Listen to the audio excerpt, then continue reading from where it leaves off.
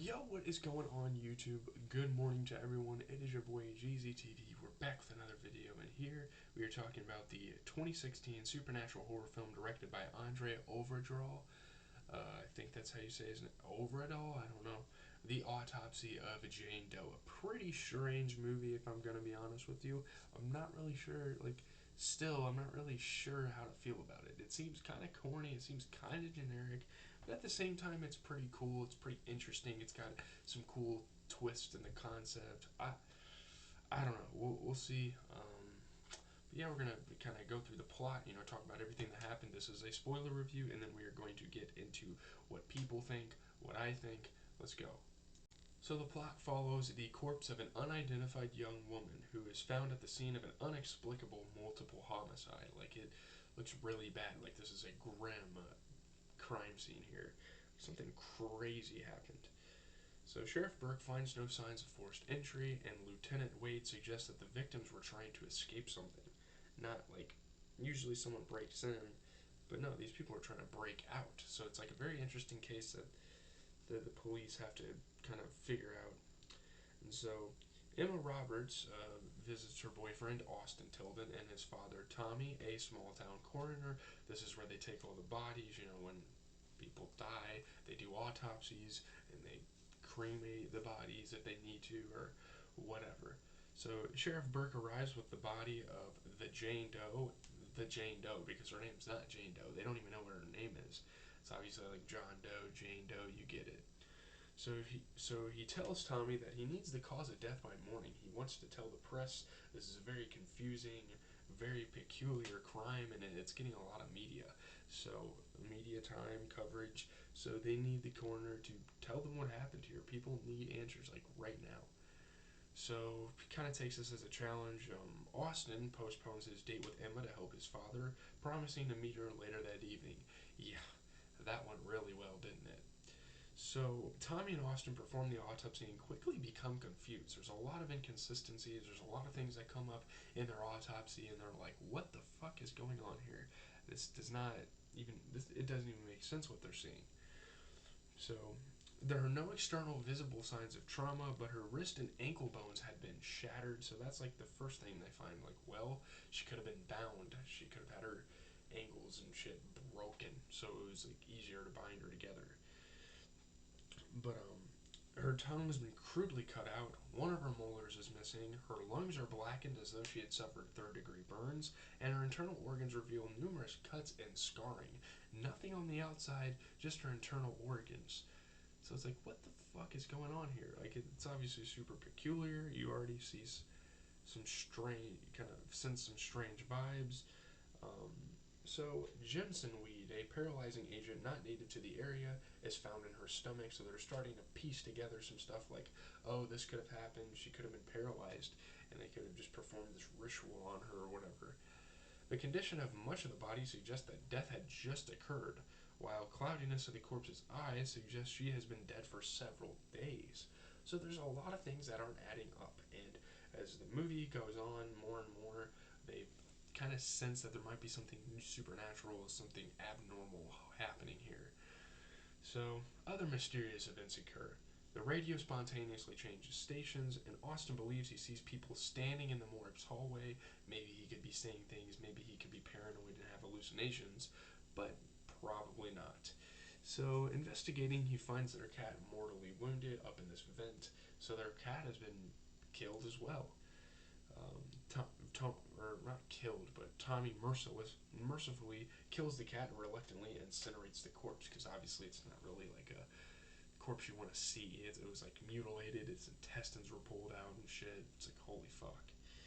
So, continuing the autopsy, Tommy finds the woman's missing tooth wrapped in a piece of cloth in her stomach, like perfectly intact. The stomach acid didn't take it out. What the fuck is going on here? So the cloth is Roman numerals, letters, and an old diagram. Could be sensing something. When you obviously see stuff like this in horror movies, you can kind of get the vibe like, okay, there's like something evil at play here. But yeah. So similar symbols are found on the outside or inside of her skin. So they peel her skin away to like look at the other tissue and stuff, and they see these markings on the inside of her skin. Yet somehow the outside of her body is no scarring. She looks flawless. what what is happening. So all the lights in the room suddenly explode like out of nowhere. I guess like the spirits or her evilness didn't want them to see this. I don't know. So during the confusion, they realize other corpses in the morgue have gone missing. So maybe they've like summoned the dead. They decide to leave, but the elevator does not work, and a fallen tree has blocked the exit door. So now they are trapped in the crematorium, in this where they do autopsies, whatever you call it. An unseen figure leaves bruises on Tommy when he goes to the bathroom, which we could sense that this is either Jane Doe or one of the spirits she summons or something crazy. So they return to the autopsy room and again examine the corpse. They like want to continue. They want to find clues because they realize if they can find clues about this, hey, they might be able to take her out. So when the door locks itself, Austin hacks it with an emergency axe. Through an opening, they see one of the missing corpses. Again, the corpses are like loose and they're like running around the lab and stuff. So, unable to get to the cremation furnace, they set the corpse ablaze in the exam room, which I guess is what they call it. The fire spreads rapidly, like irregularly. Tommy puts it out with an extinguisher, but is disturbed to find the body is not burned. They put all the fire out, and the body continues to be unscathed. I was like, how is this possible? They realize something supernatural, something superhuman is happening to us right now. So when the elevator turns back on, Tommy and Austin try to escape, but the doors will not close, and they're being chased away by a bunch of the corpses that are just like being summoned back to life or something, like the curse of Jane Doe, her revenge, or whatever they're calling it here. So, panicked, Tommy uses an axe against what he believes to be one of the animated corpses, and this is one of the bigger kind of plot twists in the entire movie. So when he and Austin exit the elevator, they discover he has killed Emma, who had returned to meet Austin. It was like 11 o'clock, obviously, which is what Austin had promised. She returned, she was trying to get to them, and boom, she gets sliced with an axe, and she dies. So, certain that Jane Doe's corpse has been preventing them from finding out the truth about her death, they return to the examination room. They are determined, they want to figure out the cause of death, but there is quite a plot twist in here because the movie's called The Autopsy, but is there really an autopsy to be had? Let's get to it. So, tests determine that Jane Doe's brain tissue cells remain active, which means she's alive, you know? So, further examination of the cloth determines that the markings refer to Leviticus 20:27 in the Bible, which condemns witches, and the year, which I don't know if that's real in the Bible, maybe it is, and yeah, the year 1693, the date of the Salem witch trials. I'm sure you guys have been in history class. I'm sure you guys have heard all about the witch trials. But Tommy reasons that in their attempt to punish a witch, the Salem authorities instead transformed an innocent woman into a witch, rendering her immortal and allowing her to feel all the pain her body endures even though she appears dead. So she's sitting there kind of like zombified almost. It's really weird. So Tommy offers himself to the corpse as a sacrifice, hoping she will spare Austin. Obviously, his son has much more of a life to look forward to. So he's like, you know what, just take me. I want my son to live peacefully. I want you guys to leave him alone. Tommy's ankles and wrists shatter, mimicking the corpse's wounds, so he pretty much goes through the torture that she went through. As the wounds occur to Tommy, the corpse's own wounds begin to heal, so they're pretty much like transferring the curse to him and taking the torture away from her. It's weird. So as Tommy reaches for a knife to cut out his own tongue and complete the ritual, Austin stabs his father in the chest to end his misery, so he kills his father. Believing he hears the sheriff outside, Austin approaches but realizes the voice is another hallucination, and maybe there's a twist here. Maybe Austin himself is like the killer or something. I don't know. You kind of get a sense of like weird vibes from these people at the beginning of the show. Like they seem to talk about death like super openly and super weirdly. I guess they're coroners, but like I don't know. Startled by a vision of Tommy's corpse, Austin trips over the railing and falls to his death. So everyone dies. Pretty much looks like another one of those homicides from the beginning of the film. So the police arrive the next morning and are confused by another inexplicable crime scene. And again, Jane Doe is there.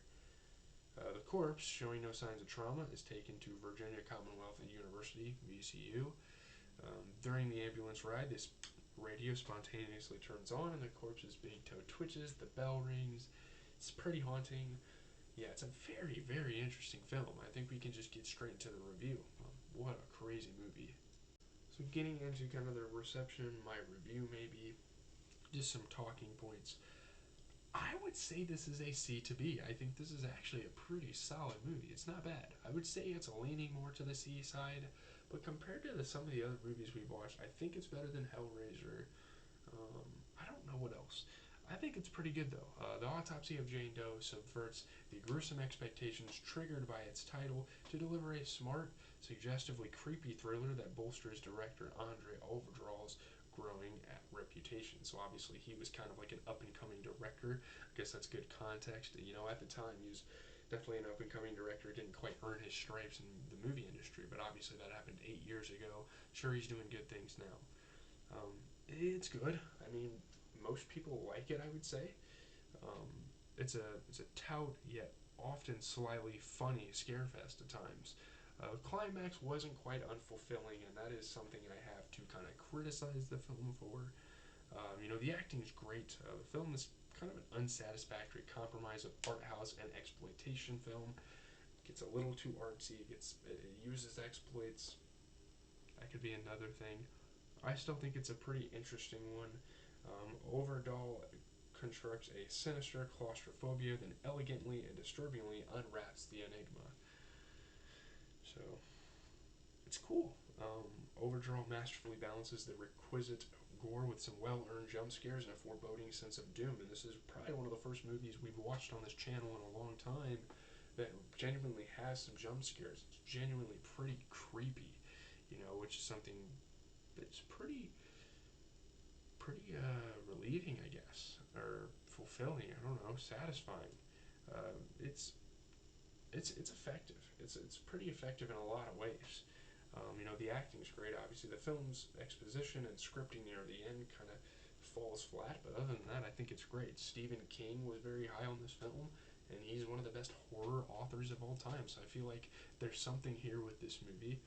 It's definitely just a standalone, but it's very interesting. I think they take a lot of horror tropes, a lot of horror cliches, kind of flip them on their head, kind of have this different vibe to it, which is kind of what a lot. Sorry, it's kind of what a lot of horror films try to do, and I think it's interesting. It's cool. I don't really have much to say. I think it's great. I think Overdraw definitely has something here. Will I watch it again? Maybe in the future, but I still have to watch other movies for the first time too.